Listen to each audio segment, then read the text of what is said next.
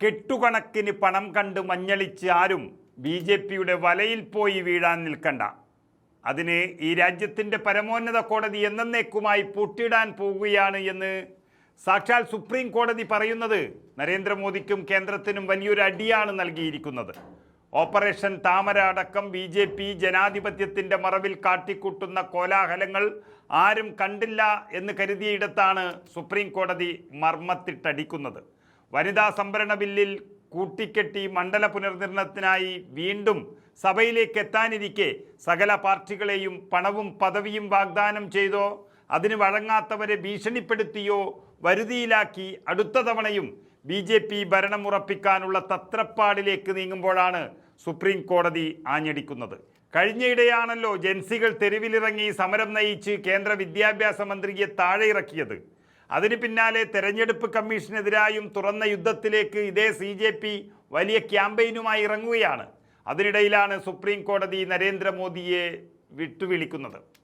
Indian രാഷ്ട്രീയത്തിൽ വലിയ അട്ടിമറികൾക്കും കുതിരക്കച്ചവടങ്ങൾക്കും വഴിവെക്കുന്ന കൂറുമാറ്റ പ്രവണതകൾക്കെതിരെ ഏറ്റവും കടുത്ത മുന്നറിയിപ്പാണ് സുപ്രീം കോടതിയുടെ ഭാഗത്തു നിന്നും ഉണ്ടായിരിക്കുന്നത്. രാഷ്ട്രീയക്കാരുടെ സ്വാർത്ഥ താൽപ്പര്യങ്ങൾക്കും പണക്കൊതിക്കും വഴങ്ങി ജനവിധിയെ അട്ടിമറിക്കുന്ന ശീലം ജനാധിപത്യപരമായ മൂല്യങ്ങളെ അടിമുടി തകർക്കുന്നു എന്ന തിരിച്ചറിവാണ് പരമോന്നത കോടതിയുടെ ഈ നിർണായക നിലപാടിലൂടെ വ്യക്തമാകുന്നത്. MP-മാരെയും MLA-മാരെയും തങ്ങളുടെ പാളയത്തിലെത്തിച്ച് ഭരണം പിടിക്കുന്ന ഓപ്പറേഷൻ താമര പോലെയുള്ള അനാരോഗ്യപരമായ നീക്കങ്ങൾക്ക് കടിഞ്ഞാണിടാൻ ഈ നിരീക്ഷണം വഴിവെക്കുകയാണ്. ഇവിടെ സുപ്രീം കോടതി ഏറ്റവും വ്യക്തമായി അടിവരയിട്ട് പറയുന്നത് രാഷ്ട്രീയ പാർട്ടിയുടെ ഭരണഘടനയ്ക്കും ആശയങ്ങൾക്കുമുള്ള പ്രാധാന്യത്തെക്കുറിച്ചാണ്.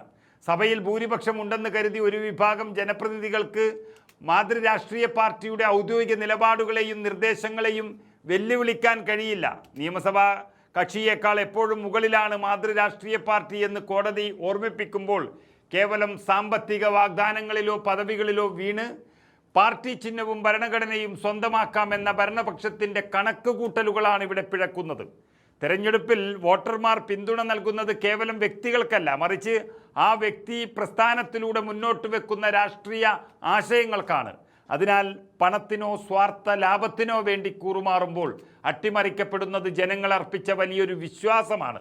ഇത് ഈ രാജ്യത്ത് ജനാധിപത്യ സംവിധാനത്തോടുള്ള പൊതുജനങ്ങളുടെ വിശ്വാസം പൂർണ്ണമായും തകർക്കുകയും വഴിവിട്ട് ഏകാധിപത്യത്തിലേക്ക് രാജ്യത്തെ നയിക്കുകയും ചെയ്യും. ജനങ്ങളുടെ വികാരവും ജനവിധിയും സംരക്ഷിക്കാൻ സുപ്രീം കോടതിയുടെ ഇത്തരം നിലപാടുകൾ അത്യന്താപേക്ഷിതമാണ്. ഒരു വശത്ത് CJP പോലുള്ള യുവജന പ്രസ്ഥാനങ്ങളും ജനങ്ങളും കേന്ദ്ര നിലപാടുകൾക്കെതിരെ തെരുവിലിറങ്ങുമ്പോൾ മറുവശത്ത് രാജ്യത്തെ ഭരണഘടനാ സ്ഥാപനവും സുപ്രധാന അടിയറവുകൾക്ക് വഴിപ്പെടില്ല എന്ന് വ്യക്തമാക്കുകയാണ്. അധികാരവും പണവും ഉപയോഗിച്ച് ജനവിധിയെ തച്ചുടയ്ക്കാമെന്ന് കരുതുന്ന രാഷ്ട്രീയ നേതൃത്വങ്ങൾക്ക് സുപ്രീം കോടതി നൽകുന്ന ഈ മുന്നറിയിപ്പ് വരും ദിവസങ്ങളിൽ ഇന്ത്യൻ രാഷ്ട്രീയത്തിൽ വൻ മാറ്റങ്ങൾക്കാകും തുടക്കമിടുക.